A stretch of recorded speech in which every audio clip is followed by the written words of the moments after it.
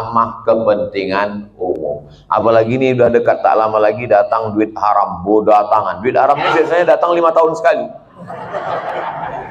Serangan fajar namanya. Kira-kira nanti kalau datang itu jamaah An-Najah mengambil atau tidak?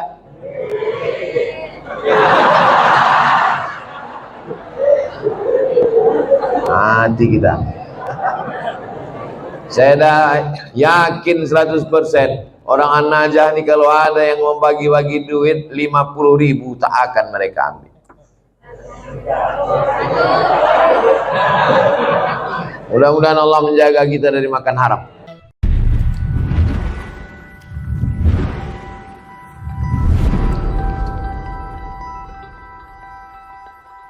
Assalamualaikum warahmatullahi wabarakatuh. Misalnya saya punya keponakan. Keponakan saya ini kerja PNS. Dan saya tahu dia membuat markup proyek korupsi. Tapi di balik korupsi itu dia punya gaji tetap sebagai ASN tiap bulan golongan 3B, gaji pokoknya 3 juta. Tak mungkin menurut hitungan duit dia punya rumah besar, punya mobil. Tapi 3 juta itu tetap halal. Maka macam mana solusinya? Idza jitama'al halal wal haram faghullibal haram. Kalau bercampur antara yang halal dengan yang haram, yang menang itu yang halal apa yang haram? Yang haram yang menang. Ini ada air 1 tong. Dijilat oleh anjing. Lidah anjing itu mungkin setetes. Air nih 1 tong. Dibuang nih semua 1 tong ini. Fa'ahriku, kata Nabi, tumpahkan, dibasuh dengan 6 kali air suci biasa, tambah 1 air tanah. Jadi kalau berjumpa yang halal dengan yang haram, yang menang bukan yang halal, kecuali air yang lebih dari 2 kulah. Tapi yang menang adalah yang haram. Nah, macam mana saya mau datang ke rumah dia, mau minum teh, makan lontong sayur, ketupek gulai paku. Maka karena keponakan ini udah macam anak. Saya kasih tahu sama dia, kau jangan kau kerjakan yang haram ini. Karena kau nanti masuk neraka jahanam. Hidup ini sementara. Mati kau nanti tinggal, rumah besar nih tinggal semua. Tapi rupanya dia degil, dilawannya pula saya. Maka pas acara anaknya nikah diundangnya saya. Maka saya bilang, aku mau datang ke rumah kau kalau kau sediakan nasi bungkus yang kau beli dari gaji kau yang 3 juta. Kalau dari duit yang subhat yang haram itu kau sediakan, aku tak datang. Kalaupun aku datang tapi jangan kau tersinggung, aku tak makan nanti. Kata dia, datanglah Wak. Dia manggil saya Wak. Kalau Wak tak datang, bagus, tak berkurang nasi aku. Menjaga diri dari makan yang haram, hukumnya wajib. Atib mata'amak, jaga makananmu, takun mustajabat dakwah. Doamu akan dikabulkan Allah. Kulu, makanlah. Min thayyibat, yang halal, yang baik. Jangan makan dari yang haram. Kalau udah tahu orang riba, rentenir, lintah darat, jangan bertamu lagi ke rumahnya. Kalau diundangnya Pak Ustaz, datang, tapi jangan makan. Mana bisa? Bisa. Saya setiap diundang di bank konvensional, berapa bank konvensional di Pekanbaru nih ngundang saya? Datang saya tausiah. Dikasihnya air putih, tak saya minum. Dikasihnya saya kue kotak, tak saya makan. Disuruhnya bawa balik, bawa ya Pak, saya bawa. Pas di lampu merah, saya kasih sama orang di lampu merah. Dikasihnya duit, saya ambil. Kasih orang tuh duit, saya ambil. Di rumah saya buatkan 1 kotak khusus, kotak duit haram. Bertumpuk duit-duit dari orang bank konvensional. Habis itu kata Syekh Yusuf Qardawi, bunga bank dalam fatwa mu'asirah tak boleh dimakan, dibagikan untuk masalih ammah, kepentingan umum. Apalagi ini udah dekat, tak lama lagi datang duit haram, datangan. Duit haram ini biasanya datang 5 tahun sekali. Serangan fajar namanya. Kira-kira nanti kalau datang itu jamaah An-Najah mengambil atau tidak?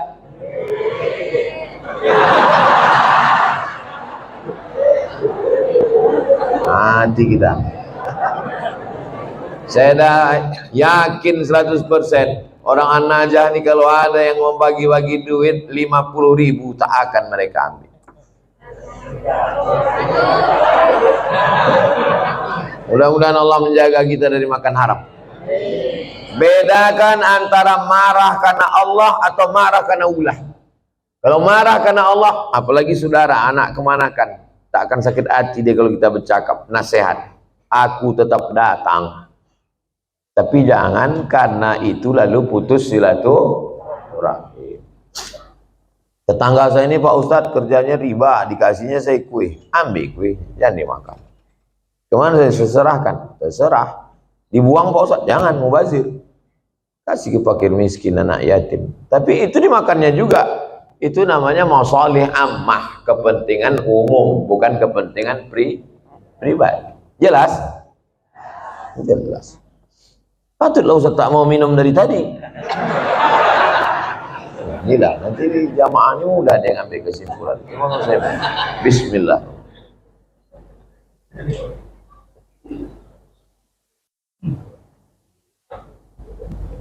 Saya dikasih tahu sama jamaah, Ustaz jangan sembarangan minum, nanti Ustaz kena racun.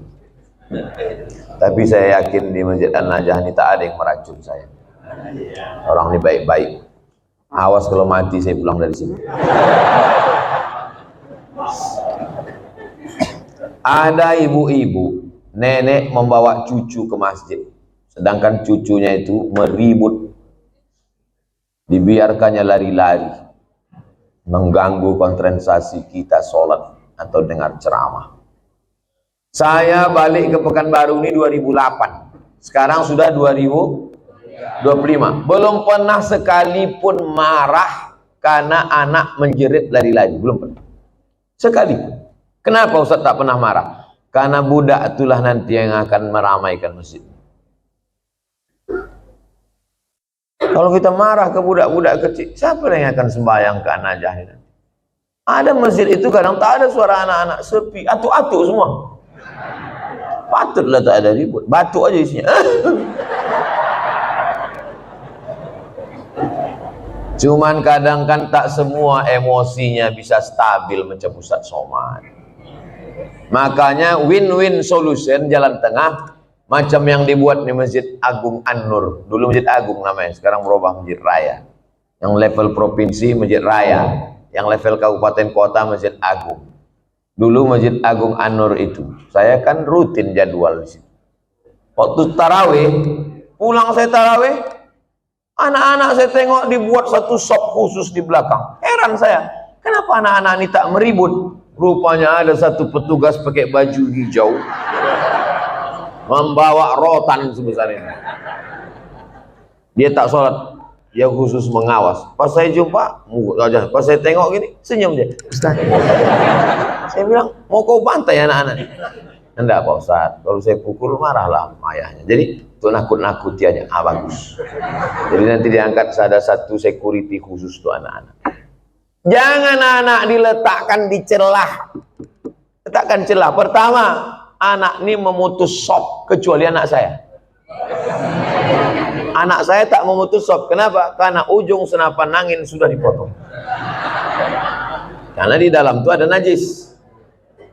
Yang kedua, kenapa anak ini diletak di samping? Anak ini belum mumayyiz. Macam mana cara membedakan udah mumayyiz sama belum? Kalau dia meribut, kita gini kan, itu udah mumayyiz.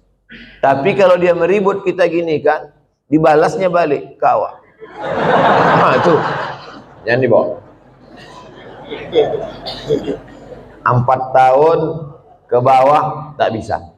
Dibawalah budak umur 3 tahun, diletakkan di celah samping kita. Begitu kita takbiratul ihram, Allahu Akbar, dia pun berjalan, berlari.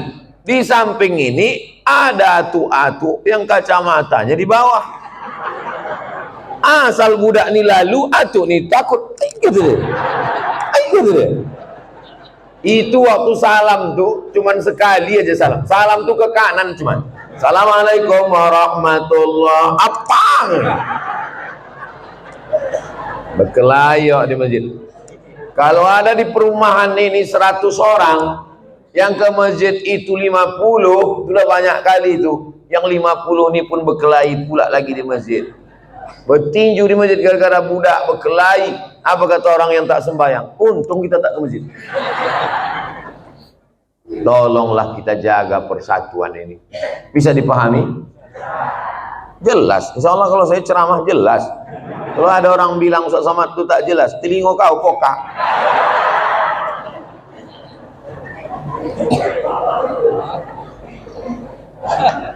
Bolehkah membaca Yasin di pemakaman, Pak Ustaz?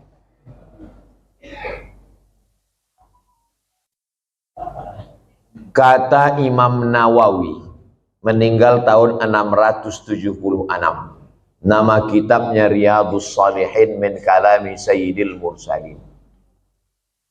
Dia mengutip pendapat Imam Syafi'i. Wa qala Syafi'i, Imam Syafi'i berkata, wa in khatimul Qur'ana kullahu kana hasanan. Seelok-eloknya, sarancak-rancaknya dikhatamkan sakhatam Quran. Bukan surat ya, sakhatam Quran.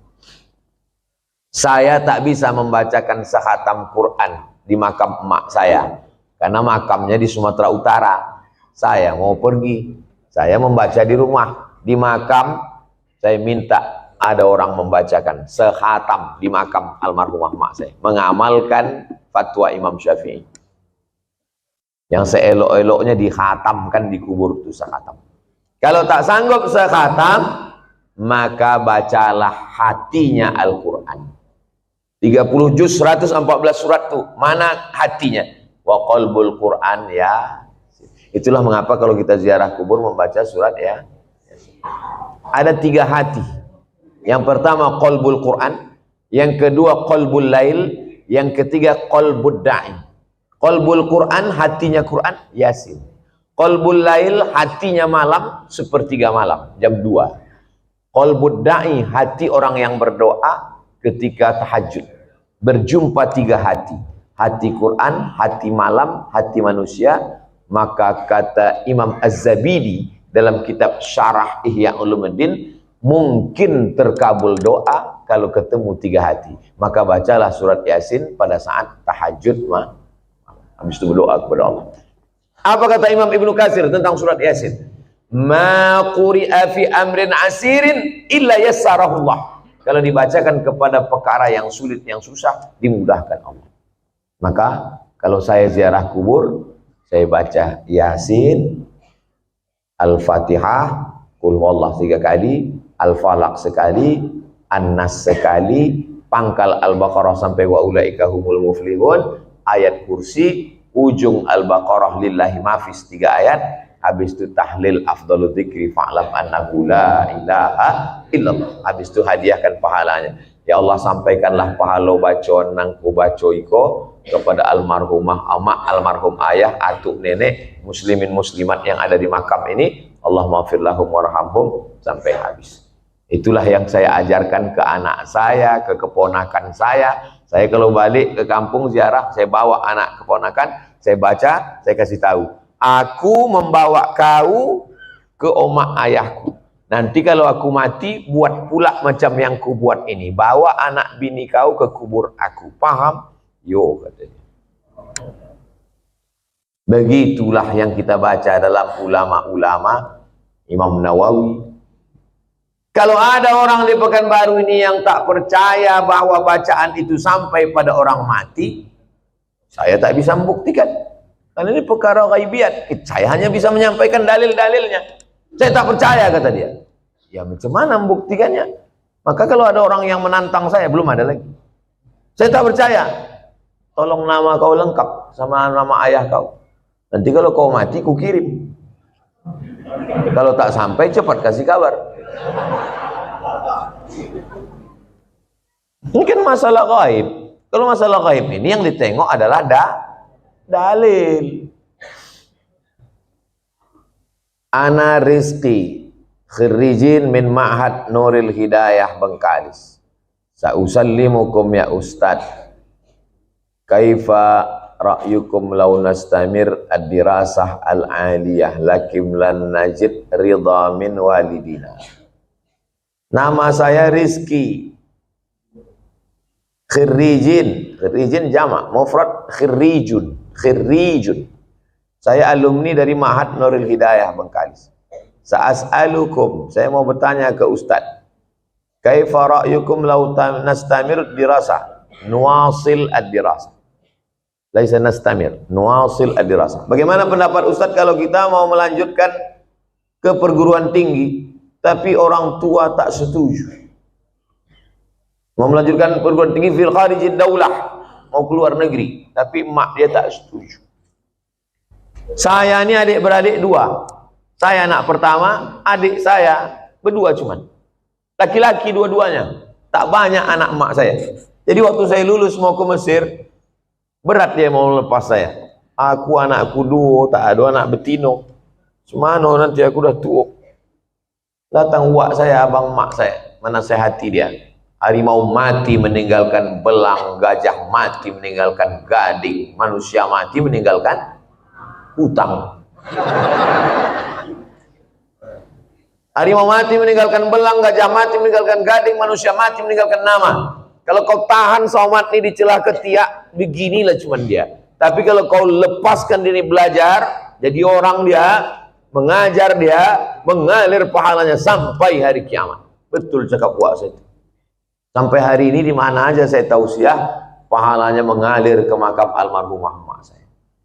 Maka ibu-ibu yang sayang ke anak, bukan kalian siapkan anak dalam kelambu, bukan kalian suapi, lepaskan dia sejauh mata memandang. 4 tahun aku tak balik. Kenapa tak balik? Ongkos mahal. Sampai terpikir juga di kepala, jangan-jangan aku anak angkat, anak adopsi balik. Sampai akhirnya 2017 saya daftar S3 ke Sudan.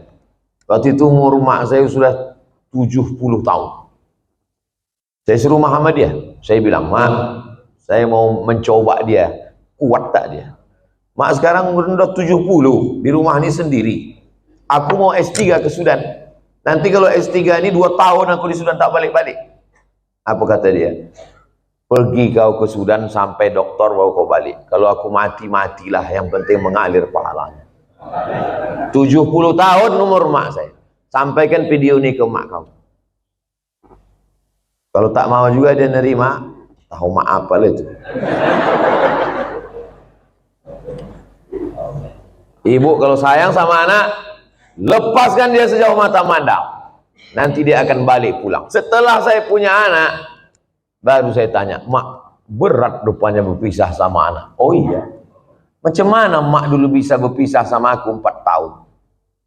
Asal udah dekat bulan puasa, air rayo, ku carilah budak-budak yang hitam macam kau.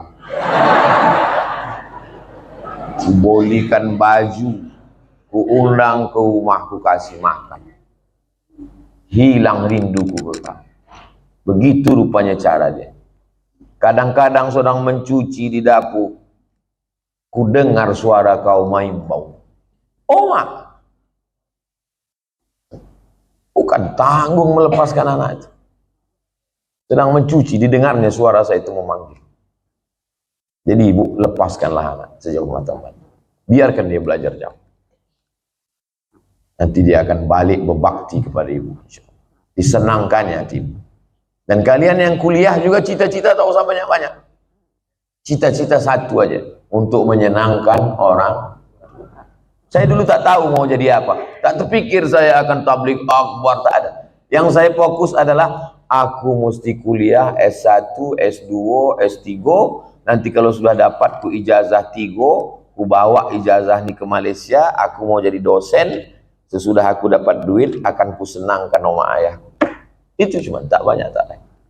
Maka tak pernah saya berdoa lebih. Karena semua yang dikasih Allah lebih dari yang saya minta.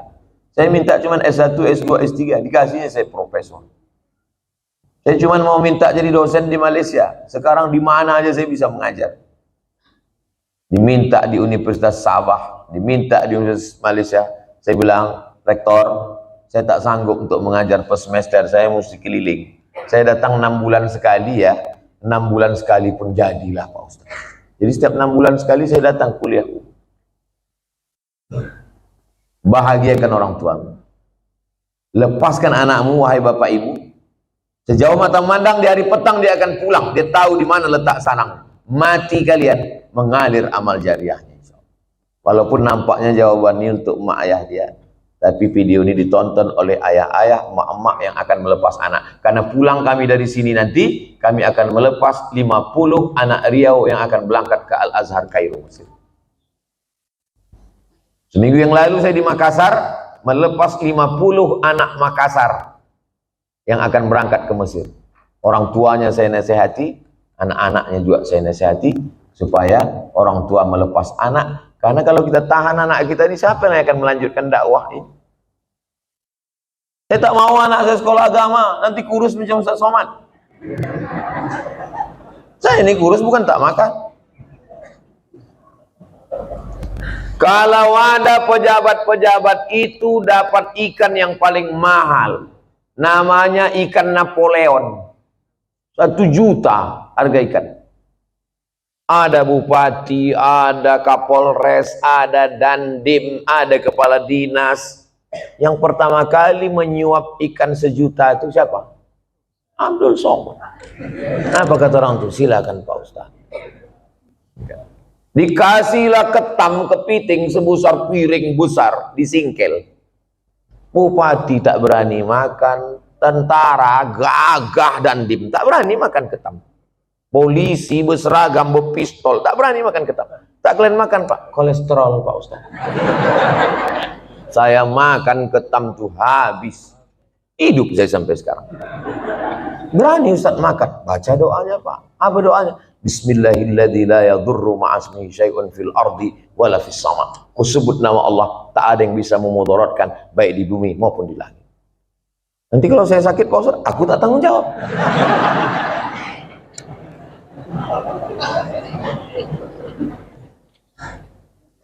Definisi mengganggu tetangga itu bagaimana Pak Ustadz? Apalagi kita di komplek perumahan. Mengganggu menurut syariat Islam, bukan mengganggu menurut perasaan. Kalau menurut perasaan, perasaan ini lain orang, lain kepala, lain orang, lain hatinya.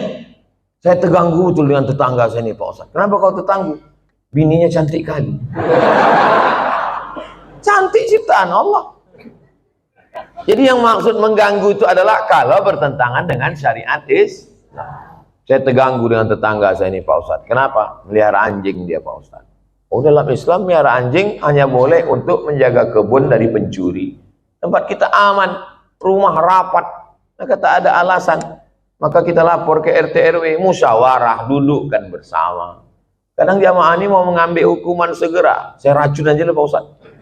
Dipasang racun, rupanya anjing itu tak makan, dimakan kucing, awak mati. Dimusyawarahkan. Wa amruhum syura bainahum. Hari libur, hari Ahad, rumah dekat-dekatan, dipasanglah lagu bum bam bum bam bum bam. Belilah earphone. Berapalah harga earphone? Dengar sendiri. Jadi dipasang satu komplek. Kan tak semua orang suka lagu. Apalagi di situ ada orang-orang tua yang jantungnya tak kuat. Mendengar itu, kata dia mati. Ini mengganggu. Menurut syariat pun tak betul.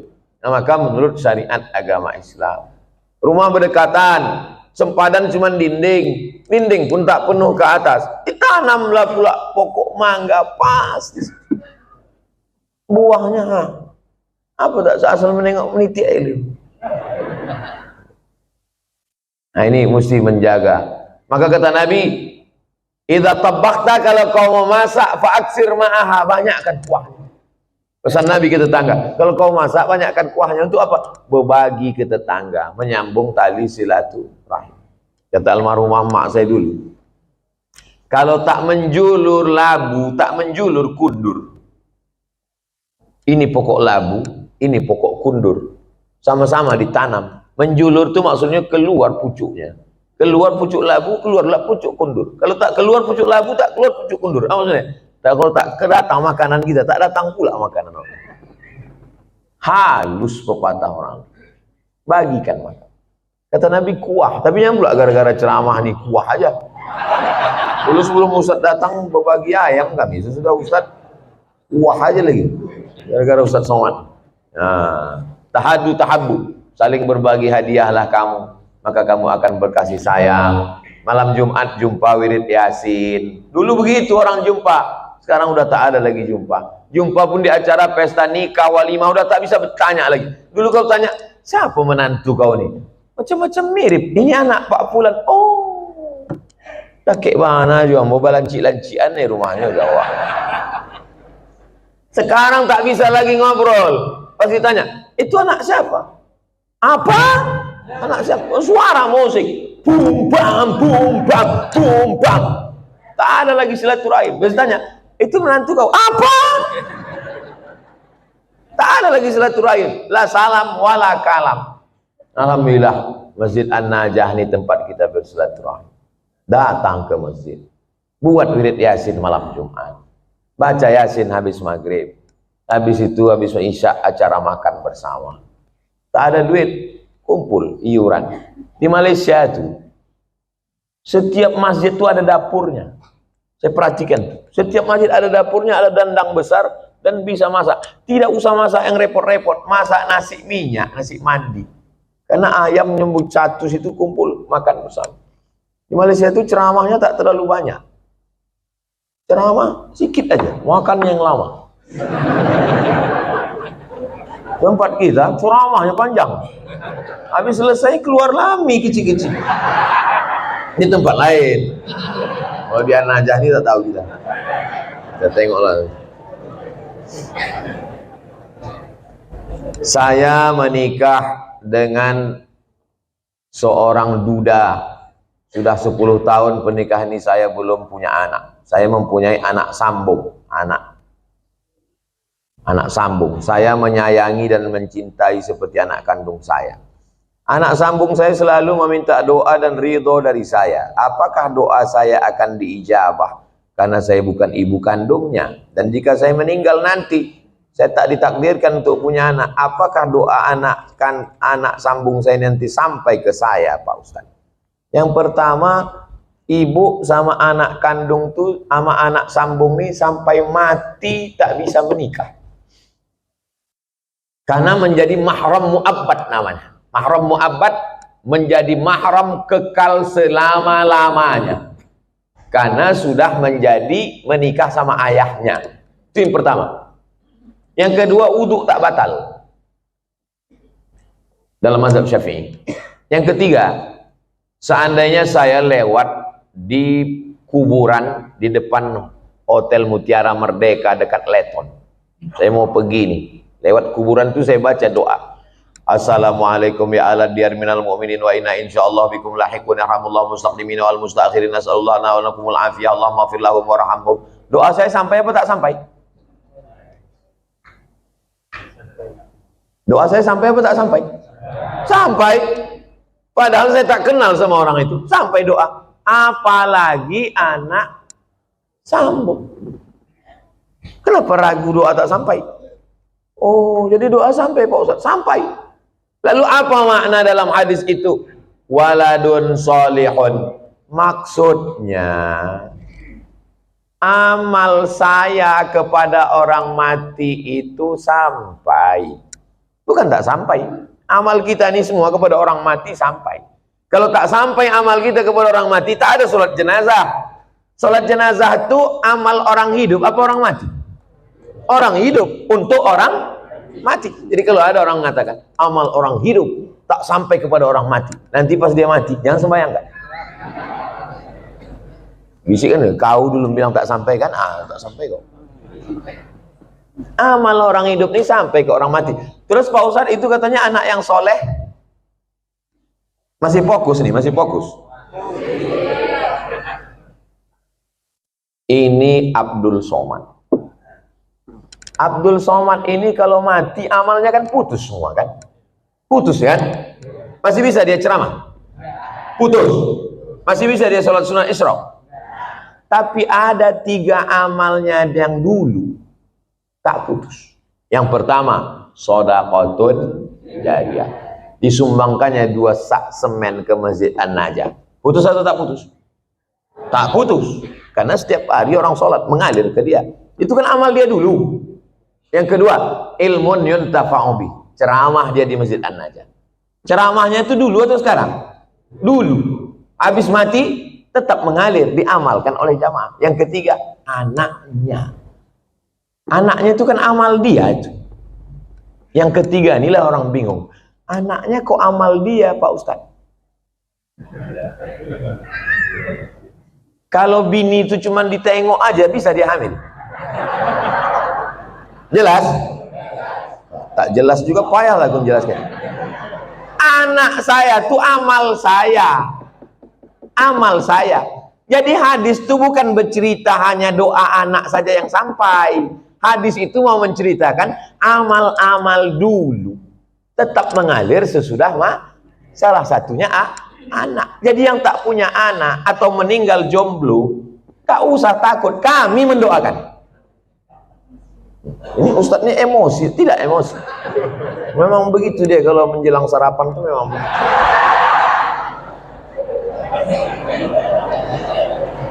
Seumur-umur saya membaca pertanyaan, inilah tulisan yang paling cantik. Cantik kan? Cantik kan? Bisa pula rapi menulis. Saya bolak-baliklah menulis rapi, tak bisa-bisa. Memang irilah saya menengok tulisan. Mudah-mudahan anak saya bisa cantik tulisannya begini. Assalamualaikum, berapa kali dah dia mencobanya. Assalamualaikum warahmatullahi wabarakatuh. Waalaikumsalam. Alhamdulillah wa syukurillah. Alhamdulillah wa syukru lillah. Saya kurang. Alhamdulillah wa syukru lillah. Alhamdulillah wa syukru lillah. Jadi jangan syukurilah. Bukan syukurilah. Syukurilah itu bahasa Indonesia. Syukurilah ya. Kalau bahasa Arabnya alhamdulillah wa syukru lillah. Semoga Ustadz Somad dalam keadaan sehat dan selalu dalam lindungan Allah. Amin. Sekarang tak boleh lagi doa menyebut amin. Dilarang oleh Bawaslu. Karena udah musim-musim kampanye. Saya ini menyampaikan menuju pemilu damai. Ini penting bagi Bapak Babinsa dan Babin Kamtipmas untuk menjaga ketertiban. Jadi nanti jangan heran kalau udah 100 hari menjelang pemilu, ghairil maghdubi alaihim waladdallin. Tak boleh, itu keberpihakan. Sunyi nanti masjid dia.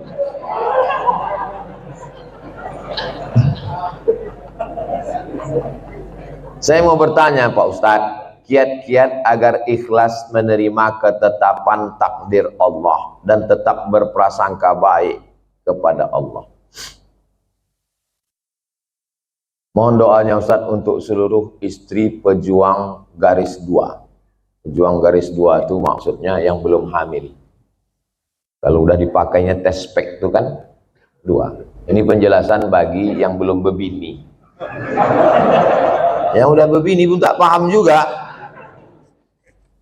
Bagaimana cara kita biar supaya rela menerima takdir Allah? Saya kalau datang bertamu ke rumah jamaah, Assalamualaikum Pak. Waalaikumsalam. Ustadz Somad, tolong doakan mak saya Pak Ustadz. Maknya di mana Pak? Maknya di dapur. Duduklah mak itu di kursi. Berapa umur mak? 80. Belum bisa saya menerima. Karena mak saya meninggal umur 70. Dalam hati saya tetap, kok hidup mak dia, kok mati mak? Kok tak sempat makku ku bawa jalan-jalan ke Brunei, ke Malaysia? Kok tak sempat ku senangkan dia? Tak bisa hati saya menerima. Macam mana saya mau menceramahi jamaah? Marilah kita sabar menerima takdir Allah. Saya aja tak sabar. Tapi cara Allah menghibur saya. Habis saya tausiah datang ibu-ibu. Ustadz, tolong doakan keponakan saya. keponakan ibu ini kenapa? Ayahnya meninggal, emaknya meninggal, dia hidup sebatang kara. Anak SD kelas 2. Oh, sempat aku serumah 11 tahun sama emak. Dari 2008 ke 2019. Ini budak nih, kelas 2 SD sebatang kara. Ternyata yang membuat kita bisa sabar itu adalah ketika membandingkan dengan. Begitu cara Allah mengajar saya.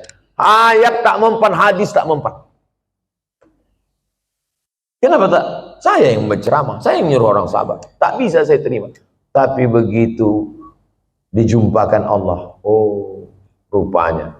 Maka diantaranya yang membuat kita kuat ini adalah dengan memperbanyak bercerita dengan orang.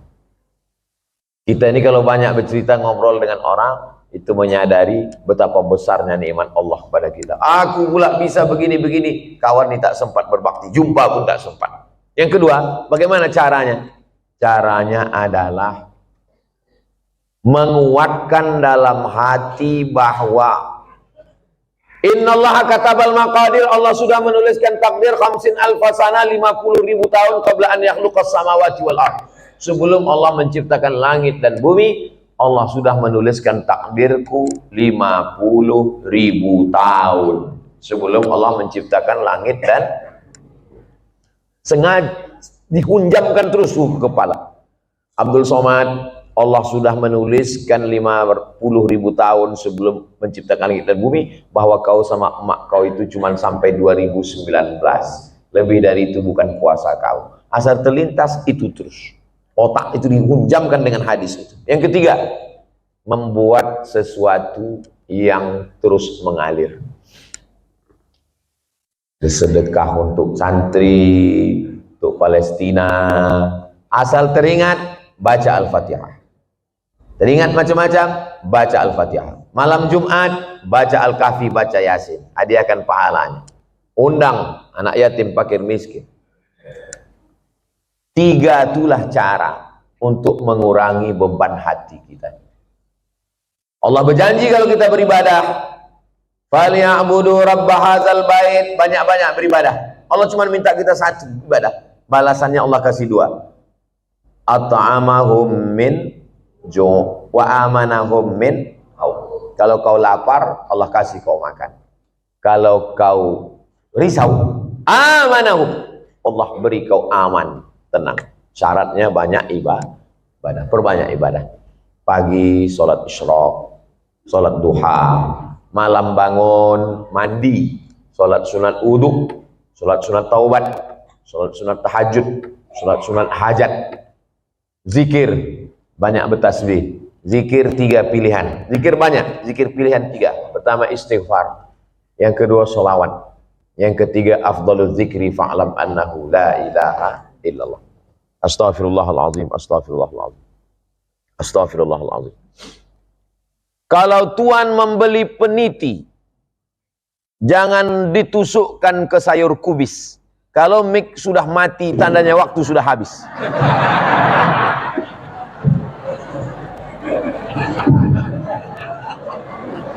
Kalau Tuhan membeli peniti, jangan ditujukan ke sayur kubis. Kalau mik sudah mati-mati, tanda waktu sudah habis.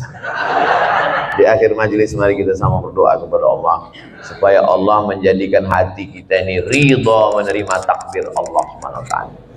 Tapi usaha tak pernah berhenti.